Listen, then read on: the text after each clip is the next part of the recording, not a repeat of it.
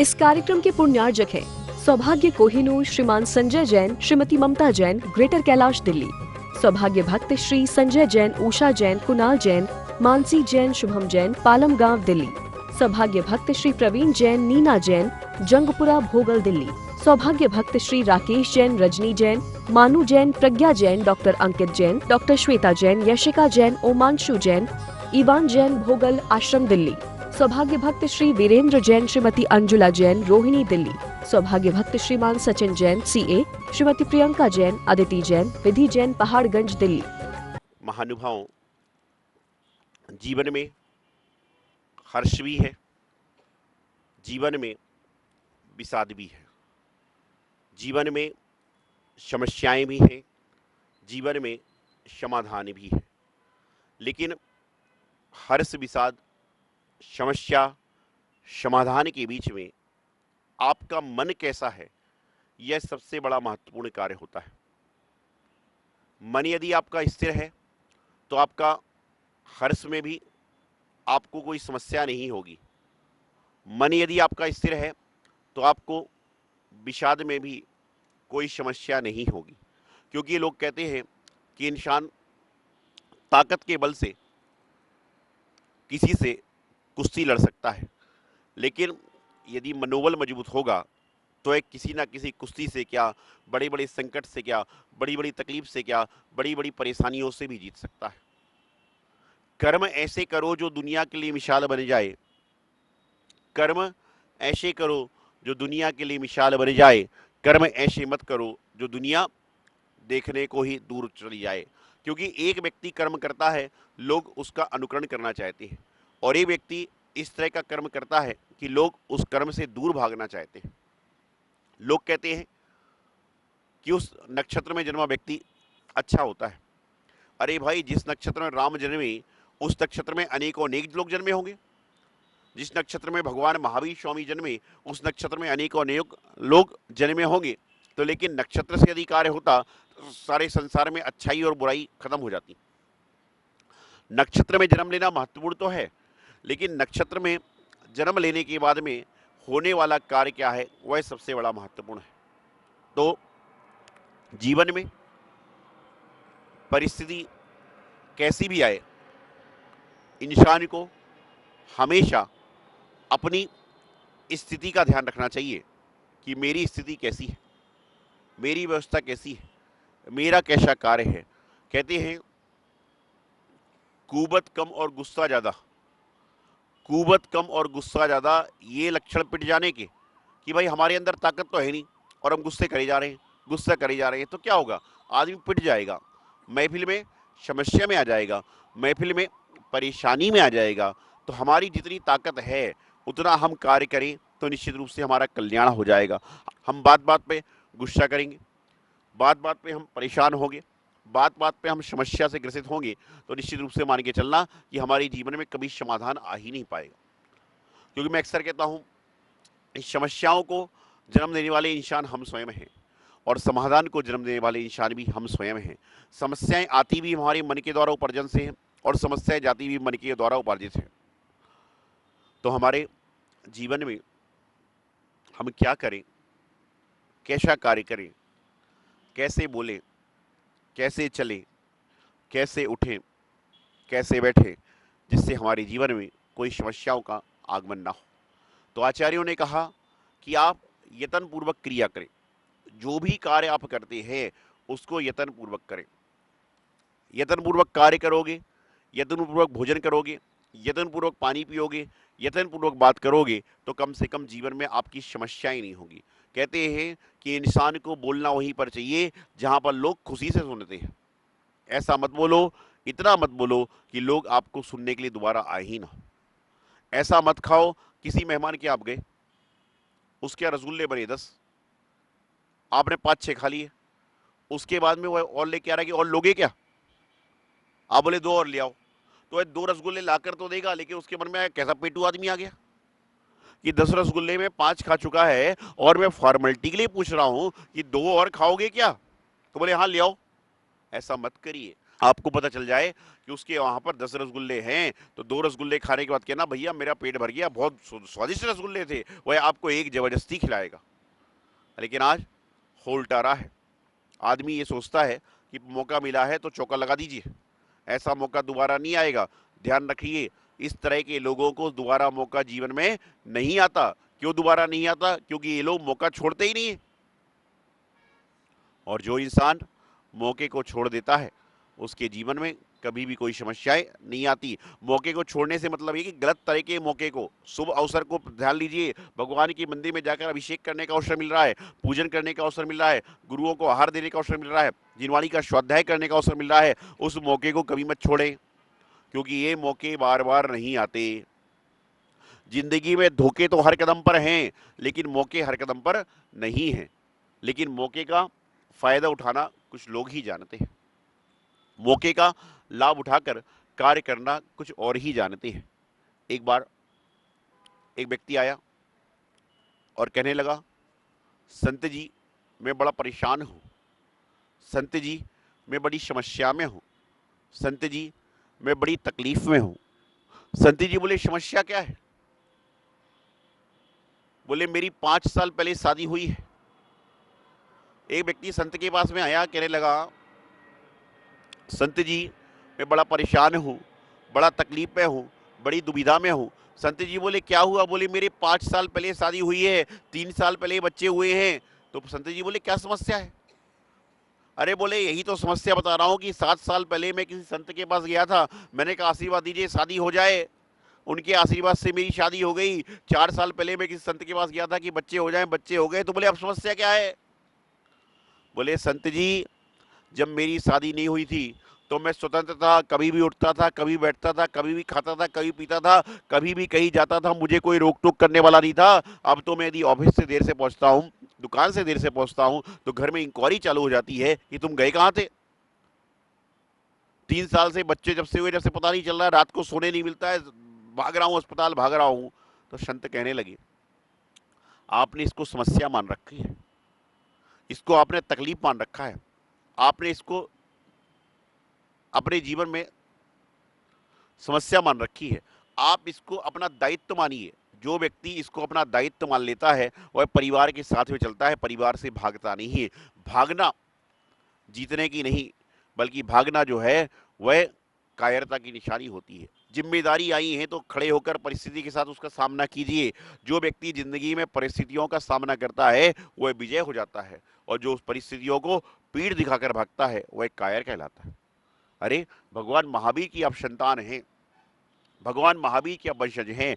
भगवान महावीर शब्द महावीर, अतिवीर, शनिमति, वर्धमान और वीर, इन 5 नाम से विशिष्ट हुए। अरे हम लोग उतने भगवान महावीर स्वामी जैसे गुणदायक तो नहीं बन सकते। भगवान महावीर स्वामी ने जितने गुण लोगों को दिए उतने हम गुणदायक तो नहीं बन सकते, लेकिन भगवान महावीर स्वामी ने जितने गुण लोगों को दिए उनके हम गुण ग्रहण करने वाले तो बन सकते।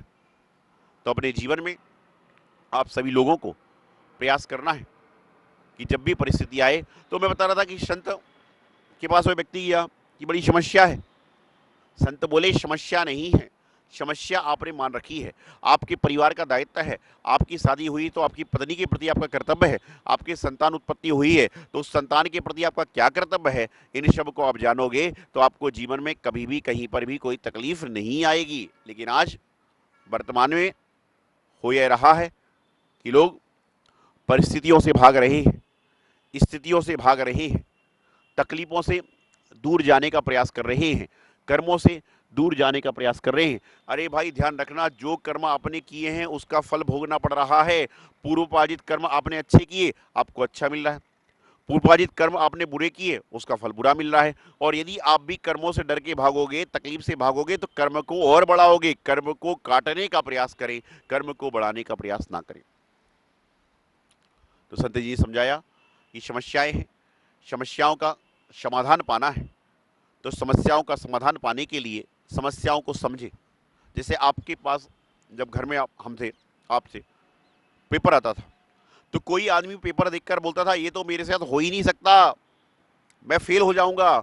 और कोई समझदार व्यक्ति होता है तो वह सोचता है कि मुझे पेपर को हल करने के लिए 3 घंटे मिले, 3 घंटे मुझे पेपर को हल करने के लिए मिले हैं, तो मैं इन 3 घंटों में सोचता हूं, और वह सोचते सोचते सोचते सोचते कम से कम पास होने वाला एक नंबर तो ले ही आता है।